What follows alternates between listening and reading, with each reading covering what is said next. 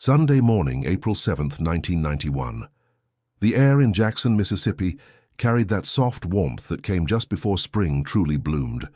Families filled St. Mary's Church parking lot, dressed in pastel tones, exchanging greetings and laughter before the morning service. Amid the cheerful voices, Margaret Maggie Callahan walked slowly toward her Oldsmobile Cutlass, holding a small tin of lemon cookies she had baked for the youth group. Maggie was 68, her silver hair pinned neatly, her every step guided by a quiet confidence born of years spent caring for others. She had taught Sunday school for decades, her kindness woven into the lives of nearly everyone in the congregation. That morning, she smiled at Reverend Samuel Porter across the lot, raising her hand in a small wave. He nodded back before being swept away by a cluster of parishioners. Moments later, someone heard a car door shut, then silence. When the service ended an hour later, Maggie's car remained in the same spot. Her purse was on the front seat, her Bible open to the Book of Psalms. But Maggie Callahan was gone. If you're new to this channel, make sure to subscribe and join us as we uncover true stories that remind us how truth can hide in plain sight, sometimes for decades. The disappearance of an elderly woman from a church parking lot might sound like the beginning of a rumor in a small southern town, but for Jackson, it became an unhealed wound. At first, no one believed anything terrible had happened. Maybe Maggie had fallen ill, maybe she'd been picked up by a friend. But when evening came and she still hadn't returned home, her niece Evelyn Ross drove straight to St. Mary's, headlights sweeping across the empty lot. Evelyn found the car exactly as police would later record it. Keys in the ignition, doors unlocked, a faint trace of lemon and vanilla lingering inside. She sat in the driver's seat for a moment, staring at her aunt's open Bible. Psalm 27. "Wait for the Lord, be strong and take heart." Evelyn whispered, "Where are you, Aunt Maggie?" Detectives scoured the area, questioned church members, and searched the nearby woods and the Pearl River. For days, volunteers combed through mud and pine needles, calling Maggie's name until their voices cracked. Nothing. No witnesses, no tracks, no signs of struggle. The case soon grew cold. A week passed, then a month. Eventually, the community stopped talking about it out loud. The Reverend mentioned Maggie in his prayers, and the church held a candlelight vigil, but life resumed its slow rhythm. Jackson was a city that preferred forgiveness to confrontation, faith to suspicion. And so over time, the story of Maggie Callahan faded into whispered memory, one more mystery buried beneath southern gentility. Yet, 34 years later, that quiet parking lot would return to the headlines because someone had never forgotten. And deep within the Jackson Police Department, a young detective named Laura Bennett would soon find a dusty file that refused to stay closed. The file landed on Detective Laura Bennett's desk with a soft thud, its cover yellowed by decades of neglect. She paused, brushing away a thin layer of dust as though touching something sacred. The case number read 91-2046, Margaret Callahan, missing person. It had been sitting in the cold case archives for over 3 decades, forgotten by most, but not by Evelyn Ross, whose recent letter had arrived at the Jackson Police Department just a week earlier. Outside, the afternoon sun of early spring filtered through the blinds, cutting narrow lines across the stacks of unsolved files. Laura leaned back, her dark curls brushing the collar of her shirt, and read Evelyn's words again. "I believe someone at St. Mary's knows more than they ever told you. Please, find out before it's too late." Laura wasn't new to loss. Her mother had known Maggie Callahan. She used to bake pies with her for the church fundraiser. That memory gave the case a pulse that others might have ignored. Still, reopening a 34-year-old disappearance wasn't exactly encouraged. Detective Cole Abrams, her partner, leaned over the partition with a smirk. "You really want to dig through ghosts, Bennett? Half the people in that file are probably dead." "Maybe," she said, flipping a brittle page, "but not all of them, and ghosts don't leave fingerprints." He shook his head. "The chief's not going to like this. We've got active cases waiting for us." "I'm not asking for permission," she replied quietly. "I'm asking for time." Later that evening, Laura sat alone at her desk, the hum of fluorescent lights filling the silence. Every page told a story of uncertainty, early searches, interviews with parishioners, and faded photographs of the saint. Mary's parking lot marked with red circles.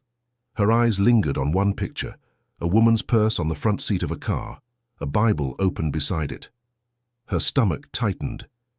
"It's like she vanished between heartbeats," Laura murmured to herself.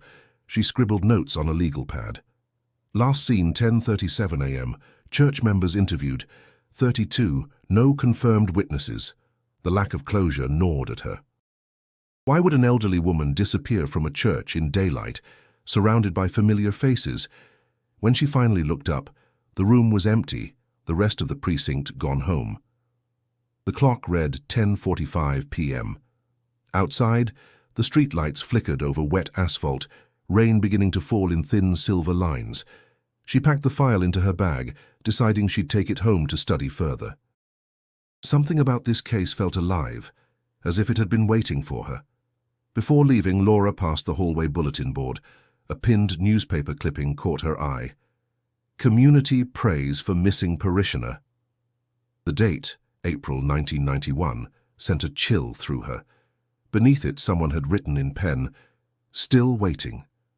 Laura stood still for a moment, the echo of those words lodging deep inside her. She didn't know why, but she could feel it. This story wasn't finished, and in the silence of that empty precinct, it almost felt as if Maggie Callahan herself was asking to be found.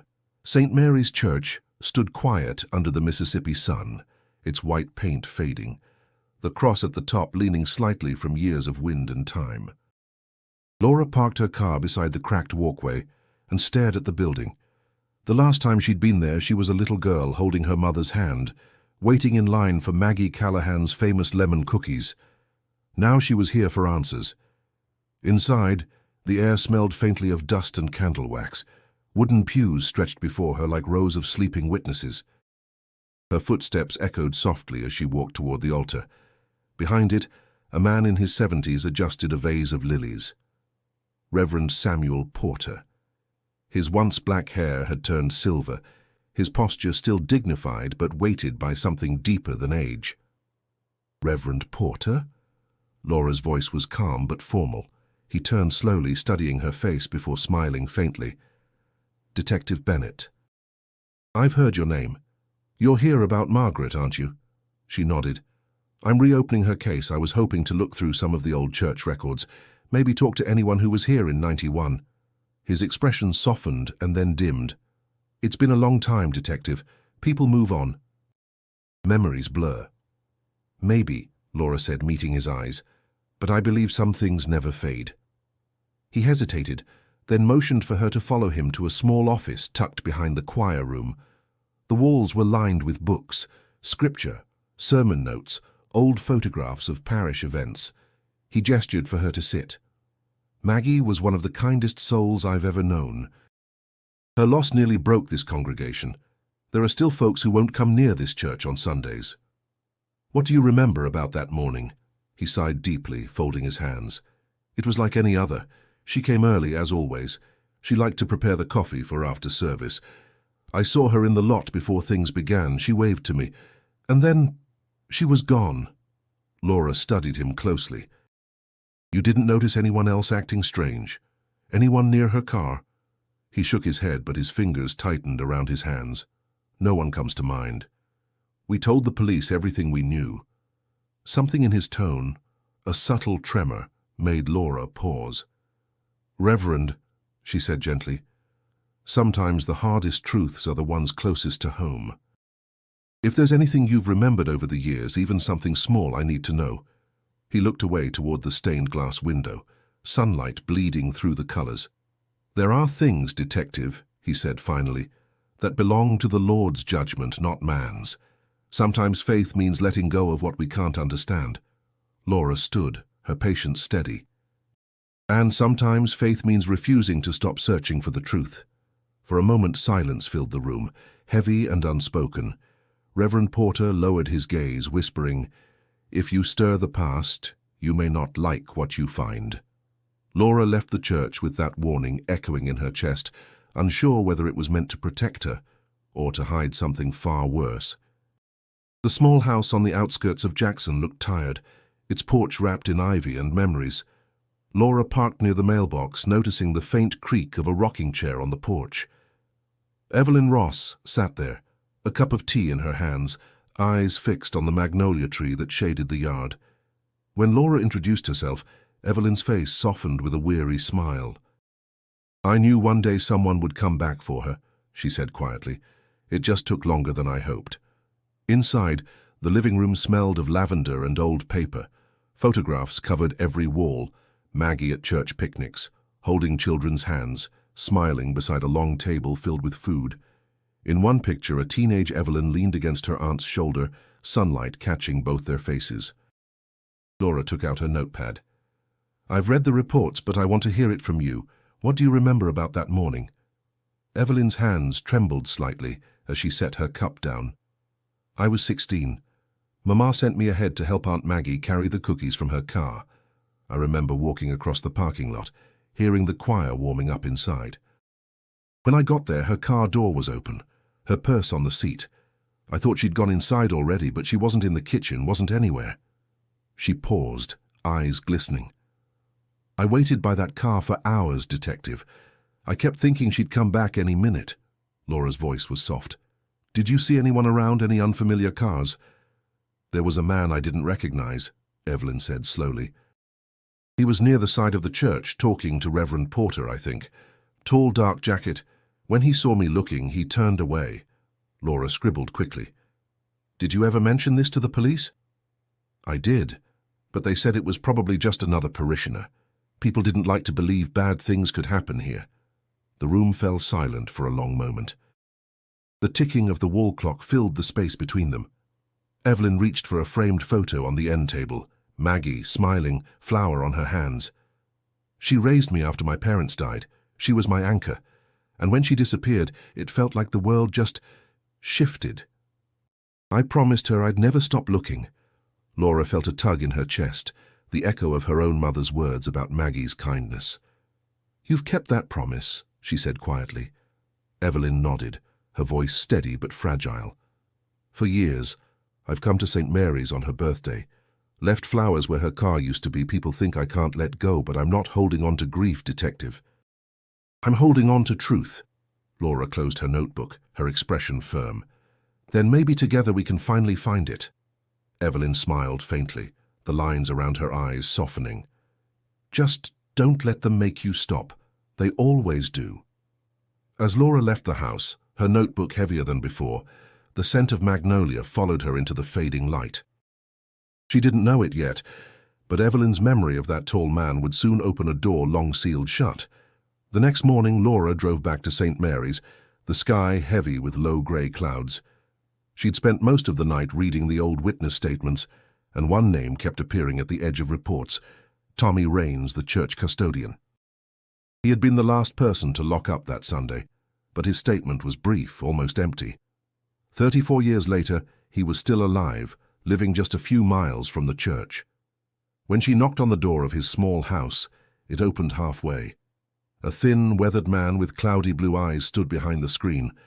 "Detective?" he rasped. "You're late." "I figured someone had come knocking one day." Laura blinked. "You knew I was coming." "Not you," he said. "Just someone." He pushed the door open and motioned her in. The living room smelled faintly of motor oil and cedar. Old church bulletins were stacked neatly on a side table. "I remember you," Tommy said after a moment, squinting at her. "You used to come here with your mama." "Always running through the pews after service." Laura smiled faintly. "You've got a good memory." "Good enough for the things that matter," he murmured, lowering himself into an armchair. "You're here about Maggie." "Yes. I was hoping you could tell me what you saw that day. Anything at all." He rubbed his hands together slowly, staring at the floor. "I told the police what I knew. Which wasn't much. I cleaned up after the service, locked the doors, same as always." "Mr. Rains," Laura said gently, "I've read your statement. It's a single paragraph. You were the only one there late that day, weren't you?" He looked up, his eyes suddenly sharp. "You think I had something to do with it? I think you might have seen something that scared you." For a long moment he didn't answer. The wind rattled the window. Finally, he spoke in a hoarse whisper. "She was upset that morning. Maggie. I saw her arguing with someone near the back door. I didn't hear what about, but her voice, she never raised it before. She did then." Laura leaned forward. "Who was she talking to?" Tommy's lips trembled. Didn't see his face, just his shadow against the glass. Tall man, broad shoulders, wore a dark jacket. Thought maybe it was her nephew, but the way she spoke, it wasn't family. "Why didn't you tell anyone?" He shook his head, tears forming in his tired eyes. "I was scared, Detective. After she vanished, folks at the church told me to keep quiet. Said stirring the pot wouldn't bring her back. I didn't want trouble." Laura's jaw tightened. "You still remember, though, 34 years later." "I remember," he said, voice cracking. "And sometimes, when I pass that church, I swear I still hear her voice, like she's trying to finish what she was saying." Laura stood slowly, heart heavy with the weight of his words. "Then I'll listen for her, Mr. Rains. Maybe this time someone finally will." Rain tapped against the windows of St. Mary's as Laura unlocked the side door, her flashlight cutting through the gloom. She'd come with permission from the diocese to access the archives stored beneath the church, a small basement that hadn't been opened in years. The Reverend's warning still echoed in her mind, but she pushed it aside. If Maggie Callahan's truth was buried anywhere, this was the place. The air downstairs was thick with dust and the faint, sour smell of moisture. Shelves of old hymnals and donation records lined the walls. Laura pulled on gloves and began sorting through the boxes, her breath fogging in the chill. Most of it was mundane: attendance sheets, faded receipts, brittle bulletins yellowed by time. But then, behind a rusted filing cabinet, her light caught a small metal box, locked tight and marked with a faint label. "Property of M. Callahan." Her pulse quickened. She carried it upstairs to the small office behind the choir room where she'd set up her notes. The lock was old and weak. With a careful twist of her pocketknife, it snapped open. Inside lay a bundle of letters tied with blue ribbon, a small journal, and several church receipts from March and April 1991. The letters were addressed to Maggie from various parishioners: thank yous, prayer notes, invitations to dinners. But tucked beneath them was something different: a handwritten envelope, never mailed, labeled "To the Reverend, Confidential." The paper had yellowed, but the words were still legible. Laura read slowly. "Reverend Porter, I can't stay quiet any longer. What's being done here is wrong, and if you don't act, I will. People trust you, Samuel. Don't let this destroy the church." The signature was clear: Margaret Callahan. Laura exhaled sharply. The handwriting matched the other letters. No doubt it was Maggie's. She opened the journal next, its pages filled with neat cursive entries detailing her daily life: bake sales, hospital visits, notes about church meetings. But as the entries neared the day of her disappearance, the tone shifted. April 5th, 1991. Someone came to me after service today. Said they'd seen money taken from the collection. I didn't want to believe it, but the evidence was in the records. I spoke to Reverend Porter. He told me to leave it alone. I can't. Laura's heart thudded. She flipped to the last entry, 2 days before Maggie vanished. He's angry now. Said I'm making trouble where there's none. But I know what I saw. If anything happens to me, someone must read this. She sat back, staring at the words. 34 years of silence. And here it was, written in Maggie's own hand. The sound of footsteps echoed faintly in the hall. Laura froze, listening. They stopped just outside the office door. When she called out, no one answered. She waited a moment longer, then heard the faint creak of the church door closing. Sliding the journal into her bag, Laura whispered to herself, "You were right, Maggie. Someone wanted you quiet. And now, that someone might still be watching." Laura spread the documents across her kitchen table, the dim light catching the edges of the old receipts and Maggie's trembling handwriting. The journal had confirmed what she already suspected. Something inside St. Mary's had been rotten long before the disappearance. She took a sip of cold coffee and began marking the donation records. The amounts didn't line up. large withdrawals, missing entries, and receipts rewritten in a different hand. Someone had been quietly taking money from the church, and Maggie had found out. By noon, Laura was back at the precinct. Detective Cole Abrams leaned against the doorway, watching her stack papers into neat piles. "You've been digging through old ledgers now?" he said. "You planning to audit God?" "Funny," Laura replied, not looking up. "Someone at St. Mary's stole thousands in church funds weeks before Maggie vanished. And the records were doctored to hide it." Cole's tone softened. "That's 34 years ago. Whoever did it's either dead or retired in Florida." "Maybe," she said, "but maybe not." She tapped one of the pages. "Look, this handwriting. The newer entries don't match Reverend Porter's. Someone else had access to the books." He frowned.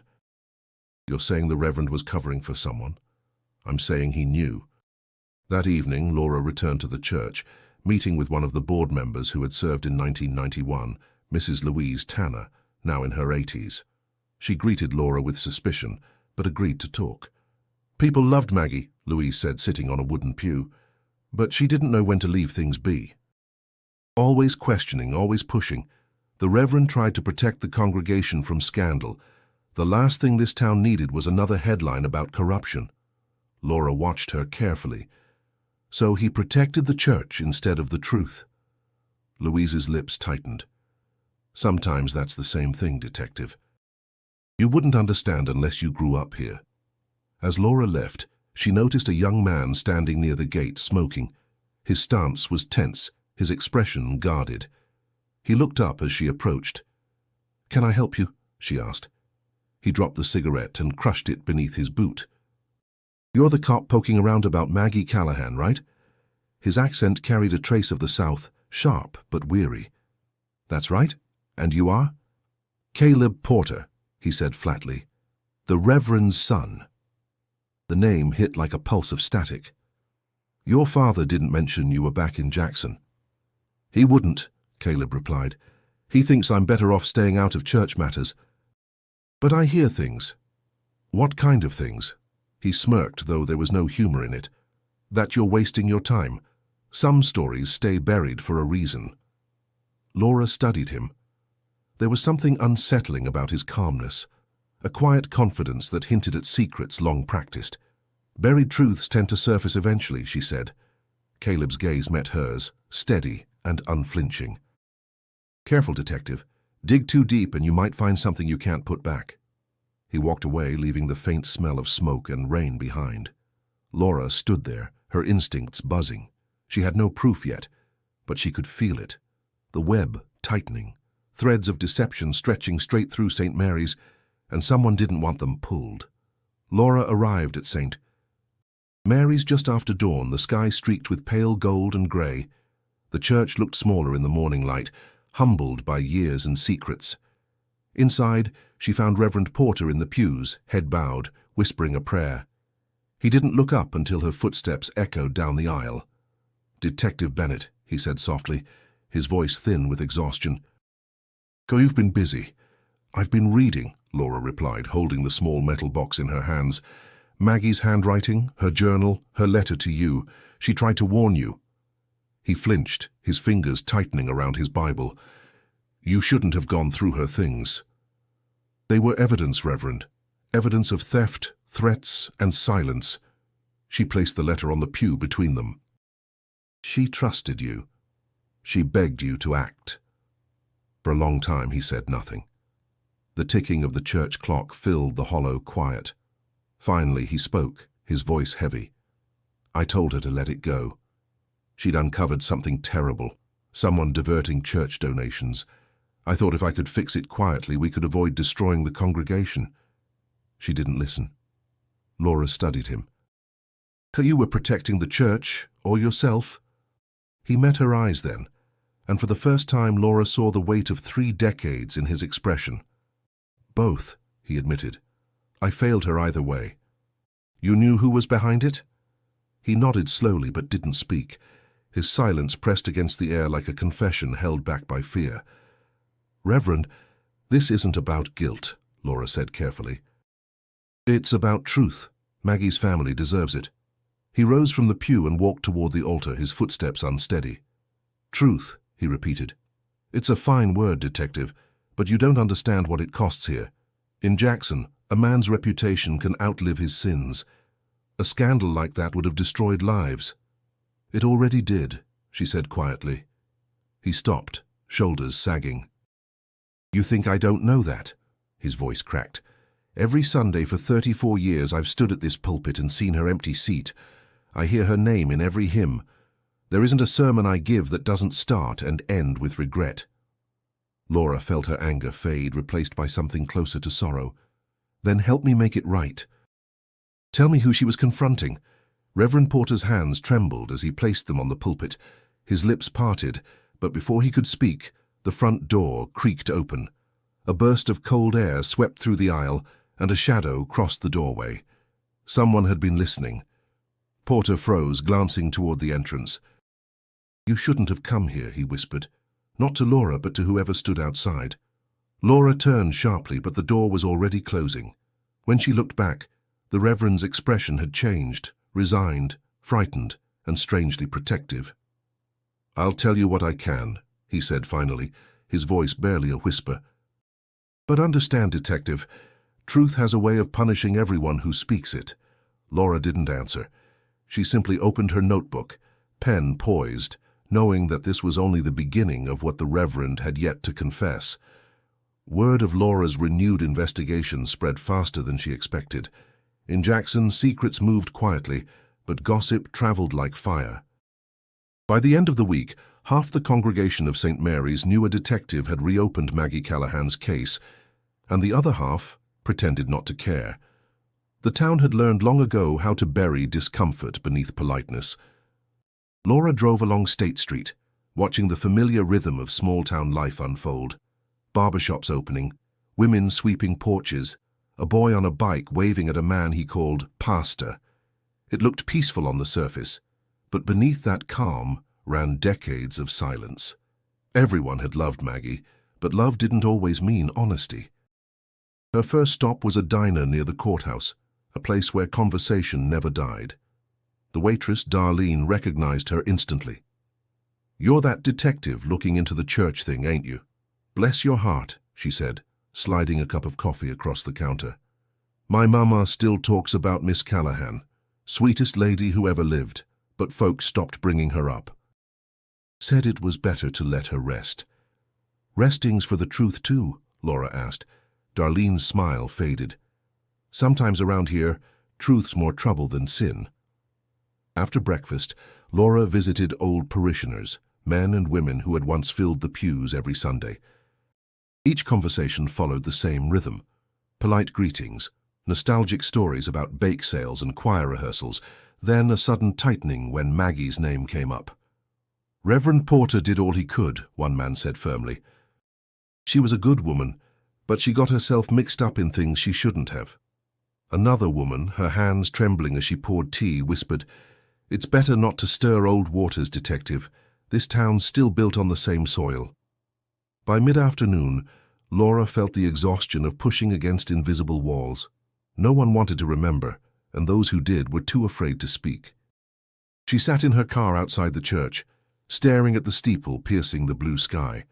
It looked innocent from the street, white paint gleaming, bells silent, but she knew now it had been a place where truth was smothered by loyalty. Her phone buzzed. Evelyn's voice came through, taut with frustration. "They're shutting you out, aren't they?" "That's what they did to me, too." "They're protecting someone," Laura said, "and I think they've been doing it for 30 years. "Then you're closer than you think," Evelyn replied. "People don't get defensive over ghosts." Laura looked toward the church windows. Inside, she could just make out the faint glow of light. Someone was there, moving in the sanctuary. She ended the call and stepped out of her car, her instincts prickling. Through the glass, she saw a familiar figure near the altar, Reverend Porter, alone, head bowed. He looked smaller than before, burdened. Laura hesitated, then turned back to her car. She wasn't ready to confront him again, not yet. First, she needed to understand the pattern she'd begun to see.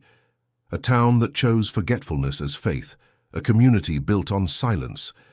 And in that silence she knew the truth had learned how to hide. The Pearl River wound quietly behind St. Mary's, its waters brown and slow, reflecting the moss-draped trees that lined its banks.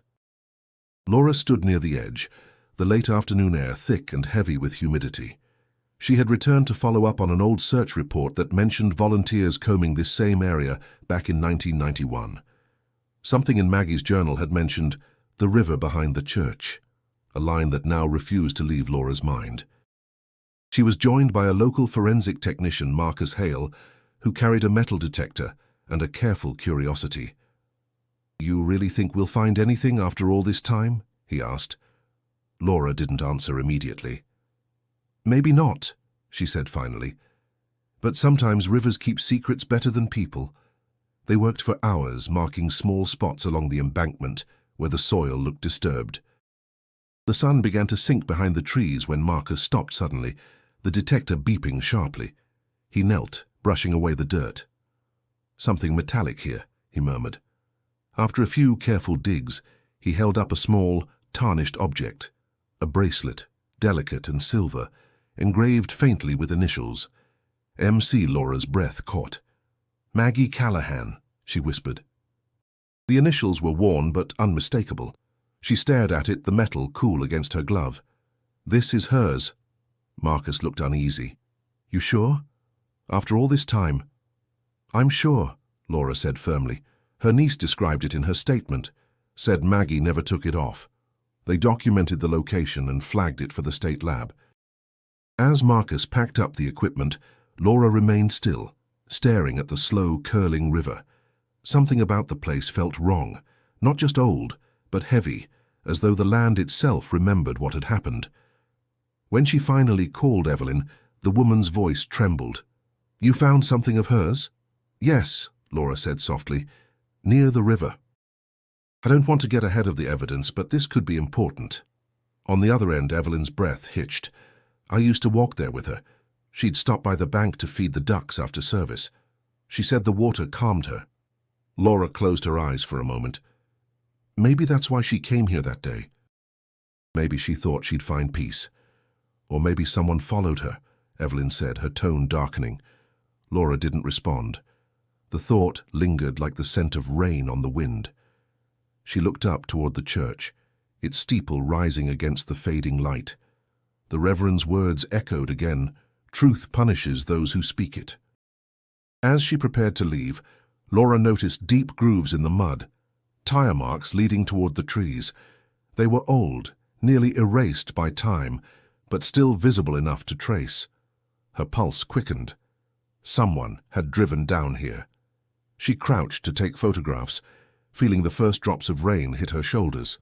The storm rolled in fast, lightning flickering through the branches. Marcus called out that they should head back, but Laura stayed a moment longer, the silver bracelet glinting faintly in her hand. She whispered to herself, "You're still here, Maggie, and I'm not stopping until I know why."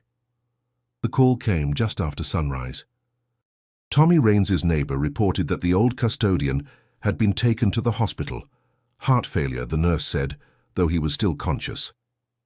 Laura drove there fast, the road blurring beneath her tires. When she reached the room, the air smelled faintly of antiseptic and wilted flowers. Tommy lay pale against the pillow, oxygen hissing softly beside him. His eyes flickered open when she spoke his name. "Detective," he whispered, voice dry as paper, "you found the river." Laura pulled a chair closer. "I did. Maggie's bracelet. You were right to remember." A faint smile touched his lips. "Wasn't much of a memory, more of a ghost that wouldn't let go." He coughed, wincing. "There's something I never told you. Something I kept locked up too long. You can still tell me now." He nodded weakly toward a small tape recorder on the bedside table. "I made that last night. I didn't know if I'd wake up. You'll want to hear it." Laura pressed the record button. The device hissed to life, and Tommy's voice, clearer, stronger, filled the room. "April 7th, 1991. I saw her. Maggie.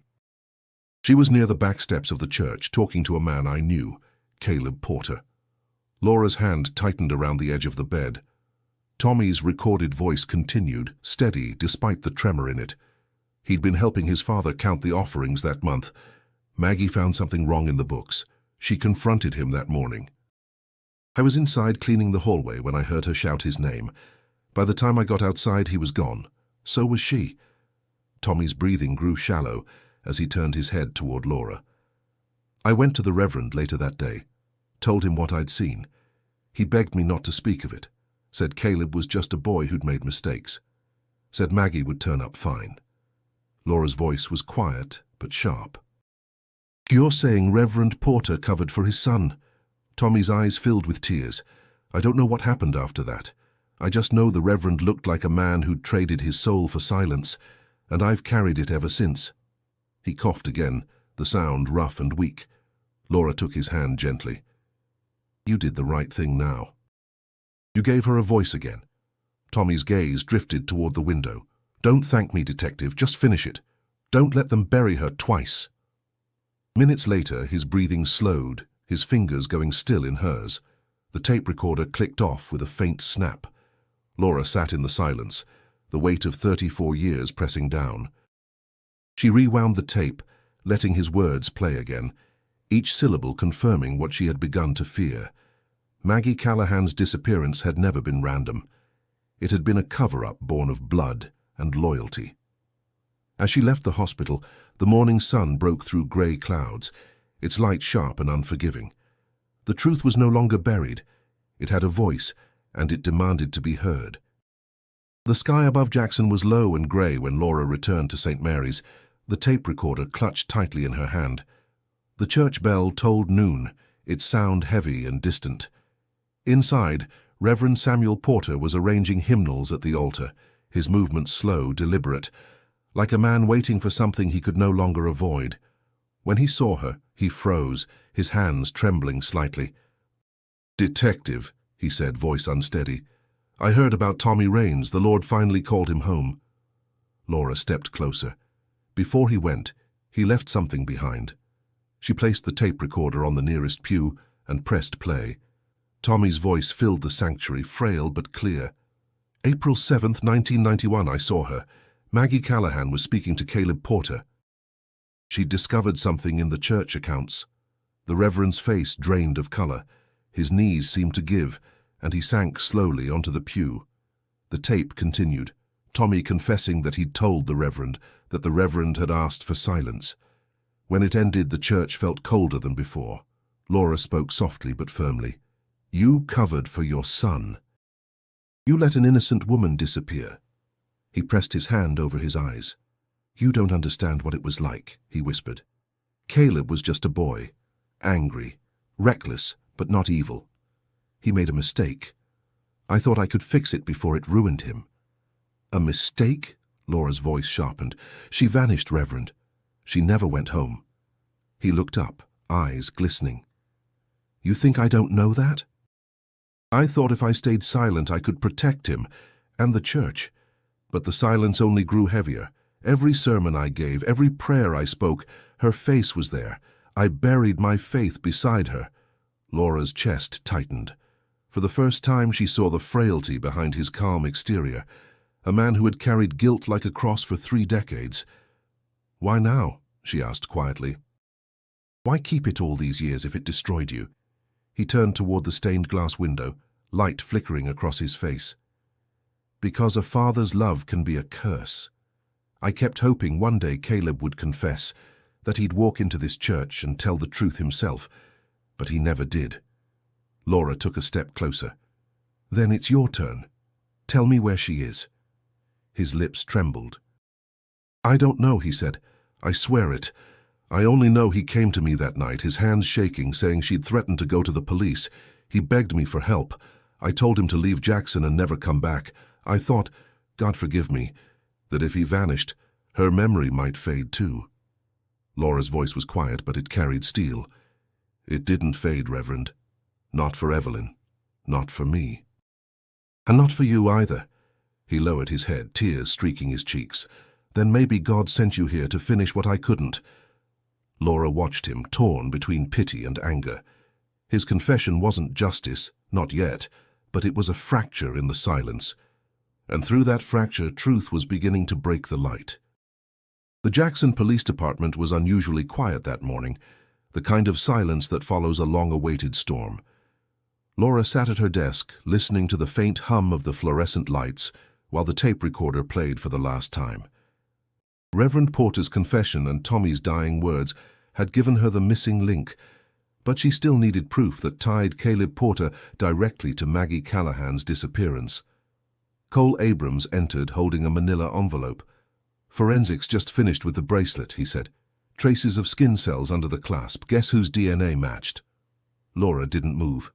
"Caleb." Cole nodded.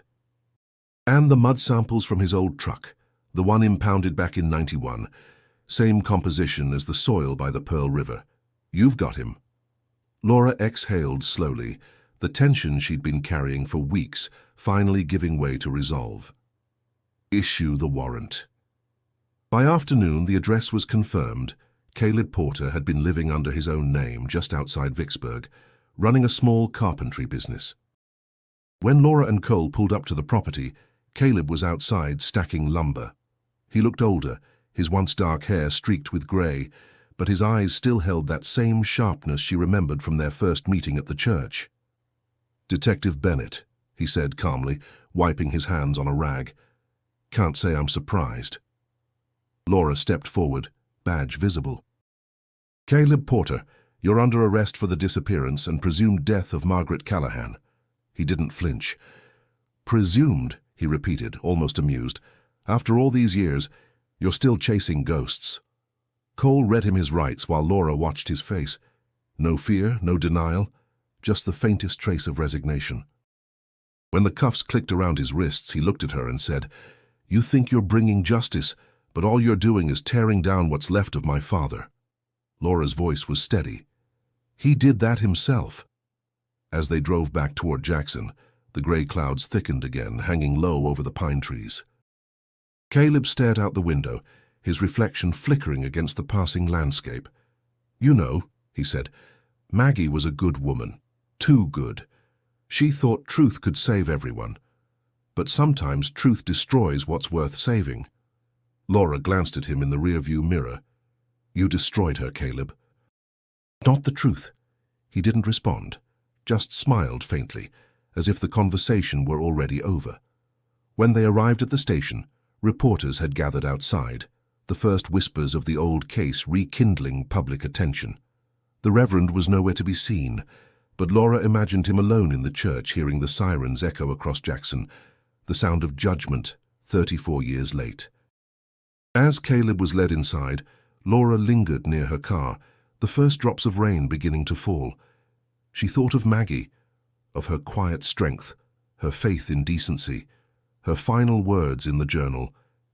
"If anything happens to me, someone must read this." Someone had. And as the rain washed over the steps of the station, Laura felt something she hadn't felt since opening that dusty file, a fragile sense of peace, sharpened by sorrow, but anchored in truth. The courthouse in downtown Jackson buzzed with tension. 34 years of unanswered questions had brought people out in numbers, the faithful, the curious, and the bitter. The name Maggie Callahan hung in the air like a prayer long overdue. Laura stood near the front of the courtroom, her notes clutched tightly in her hands, while Caleb Porter sat at the defense table, his face unreadable. Evelyn Ross sat in the first row, her fingers laced together, knuckles white. When she met Laura's gaze, there was gratitude there, but also pain. For her, justice was never going to be enough. When the prosecutor began, his words were measured, almost reverent. "This is not just about a missing woman. This is about a truth that was buried under fear and faith, and the courage it took to uncover it."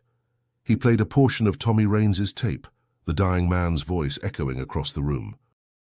Every syllable carried the weight of a town's silence. Caleb stared straight ahead, jaw tight. When his attorney asked if he had anything to say, he rose slowly. His voice was calm, but his eyes burned. "You all think you know what happened. You've built a story to fit your guilt. I made mistakes, yes, but I never meant for anyone to disappear. Maggie, she wanted to destroy my father, and I couldn't let her. A collective gasp rippled through the room. Reverend Samuel Porter sat in the back pew, shoulders slumped, eyes glassy. The words struck him like blows. He had come not to defend, but to bear witness to the collapse of everything he'd once protected. Evelyn whispered, "He said it." He finally said it.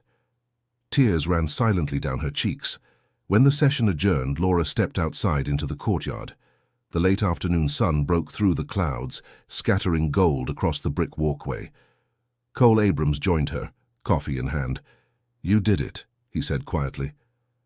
"No," Laura replied, watching a group of parishioners huddled together in uneasy silence. "Maggie did. She never stopped speaking. We just had to start listening." Cole nodded. "You think the Reverend will testify? He doesn't need to. The truth's already out." Across the street, Reverend Porter slowly emerged from the courthouse, moving as though every step was an act of penance. When he saw Laura, he stopped. "Detective," he said softly, "the truth is a painful mercy." "But it's mercy all the same," she nodded. "Then maybe this town can finally start forgiving itself." He gave a weary smile. "Forgiveness is for the living. The dead, they rest when we let them." As he walked away, Laura turned back toward the courthouse doors. Evelyn stood there, sunlight in her hair, holding the silver bracelet they'd recovered from the river. She approached, pressing it gently into Laura's hand. "I think she'd want you to have it," Evelyn said. "You gave her peace." Laura closed her fingers around the bracelet. It felt warm from Evelyn's touch, solid and real, the weight of truth finally brought to light. And as the courthouse emptied into the quiet Mississippi evening, justice felt less like victory and more like grace. A soft warmth filled the morning air as the bells of St. Mary's tolled once again, this time not for service, but for remembrance. After months of investigation, testimony, and truth finally spoken aloud, the community had gathered to honor the woman they'd failed to protect. Sunlight streamed through the church windows, illuminating dust motes that floated like fragments of forgiveness. Laura stood near the back pew, watching people file in quietly. Old parishioners, former students of Maggie Callahan, and even those who had once turned their eyes away, now sat side by side. Evelyn Ross stood at the altar, holding a small framed photograph of her aunt. The silver bracelet, cleaned and polished, rested beside a vase of white lilies.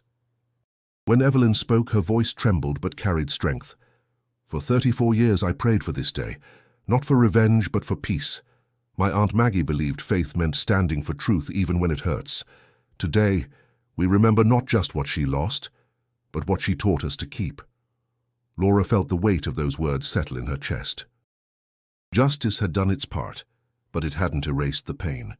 Still, something had shifted. The silence that once suffocated this town had finally been broken. Reverend Samuel Porter sat quietly in the front row, his face worn but serene. He had resigned from the ministry weeks before the trial, choosing instead a life of quiet service at a shelter downtown. When the choir began to sing Amazing Grace, his lips moved along with the words, tears slipping down his cheeks. For the first time in decades, the sound of his voice didn't echo guilt, it carried release. After the service, Laura stepped outside into the churchyard. The magnolia trees rustled softly in the breeze, and the scent of damp earth mixed with blooming flowers. Evelyn joined her, eyes still red but peaceful. "I didn't think I'd ever see this day," she said. Laura smiled gently. "Neither did I. But I think she's at rest now." Evelyn nodded, glancing up at the sky. "Do you ever wonder why it took so long?" Laura looked toward the steeple, sunlight glinting off the cross. "Because truth waits for the right hands to hold it," she said. "It needed someone who wouldn't let go." Evelyn turned to her. "That someone was you." Laura shook her head. "It was Maggie. She never stopped speaking. We just finally listened." They stood in silence for a while, the bells ringing softly above them. Around them, townspeople lingered, some praying, some hugging, some simply standing in quiet reflection. Jackson, Mississippi, was not the same town it had been in 1991. It still carried its scars, but now they had names, meaning, and the light of truth shining through. As Laura walked toward her car, she glanced back one last time. Through the church doors, sunlight poured over the altar, touching Maggie's photograph like a gentle blessing. She whispered, "Rest easy, Miss Callahan. We found you." Then, turning toward the road, her voice took on calm certainty. And for those who believe stories like this should never fade, make sure to subscribe and stay with us, because every truth deserves to be told. Click the video on your screen to continue the journey.